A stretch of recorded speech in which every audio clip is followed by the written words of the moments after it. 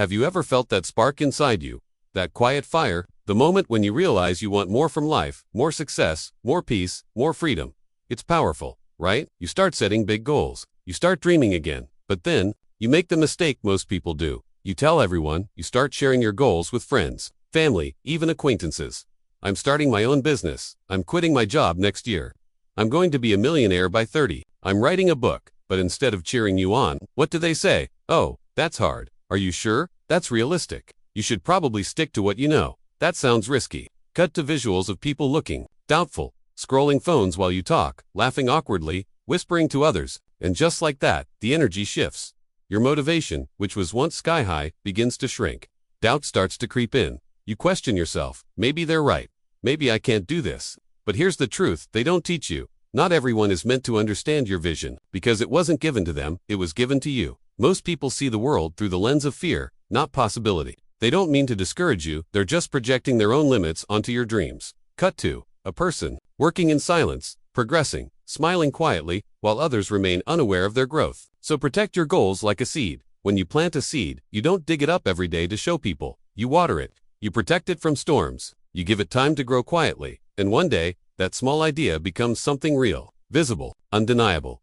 That's when you speak. That's when you show the world what you've built. Not when you're just getting started.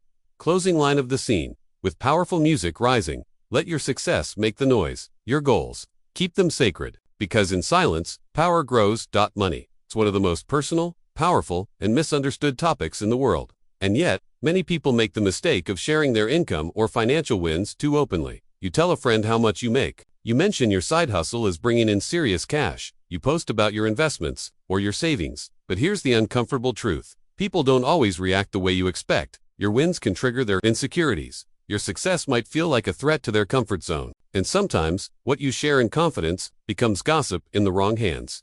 Cut to visuals. The same friend you told is now telling someone else. Did you hear how much he's making now? Followed by a judgmental look. The result? You've start attracting the wrong kind of energy, jealousy, judgment, even fake friendships. People might begin to treat you differently, not because you changed, but because their perception of you did. Cut to a new scene. A successful person, well-dressed, walking confidently, while others whisper behind their back. Here's what you need to know. Your financial peace is not a public performance. You don't owe anyone an explanation of what you earn, save, or spend. Your money is your business, and just because you're doing well, doesn't mean you have to prove it. Real wealth doesn't need to speak. It shows in how you move, how you live, and how calm your life becomes. Closing visual. Someone silently investing, budgeting, and living well, peaceful, focused, and unbothered. Final narration. Line. Protect your income, protect your peace, because the moment you stop oversharing is the moment your wealth starts growing in silence. Relationships are deeply personal, intimate, emotional, but when things get tough, the first thing many people do is run to others, friends, coworkers, even social media, to talk about the problems they're facing in love. At first, it feels like relief. Someone is finally listening. Someone is validating your pain. But here's the truth. Nobody tells you. The more people you involve in your relationship problems, the less chance that relationship has to survive. Why? Because outsiders don't see the full picture. They see one side, your side. They offer opinions based on emotions, assumptions, or even their own biases. Cut to visuals. Friends giving dramatic or unhelpful advice like just leave him or you deserve better. Not really listening, just reacting. And worst of all, some people won't help. They'll gossip. They'll use your vulnerable moments for entertainment. Suddenly, your private life becomes public drama. But healthy relationships are built in privacy, not in public opinion. What's said in anger, or sadness, or stress, shouldn't be brought. It should be addressed with your partner, not the world. Cut to a couple sitting together, having an honest conversation. It's hard, but it's real. They're working things out without an audience. Here's the mindset shift. Talk to your partner more than you talk about your partner. Speak with a therapist or someone who's trained to help, not a crowd that just wants a story. Your peace depends on discretion. Your love depends on respect. Closing visual. A couple walking peacefully, holding hands, smiling contrasted with a lonely person scrolling through old messages. Final narration line. Protect your relationship by protecting its privacy. Not everything needs to be shared. Some things are sacred, and love is one of them. There's a quiet kind of goodness. The kind that doesn't need to be filmed, posted, or praised. But we live in a world where every good deed is often followed by a camera click. You buy someone a meal, and suddenly it's content. Do you help a struggling friend and now it's a story to tell others? You donate, but not without letting everyone know how generous you are. But real kindness doesn't crave attention. Cut to a humble person slipping cash into a donation box silently, then walking away without a word. When you constantly broadcast your good deeds, it raises an uncomfortable question. Are you doing it to help or to be seen helping?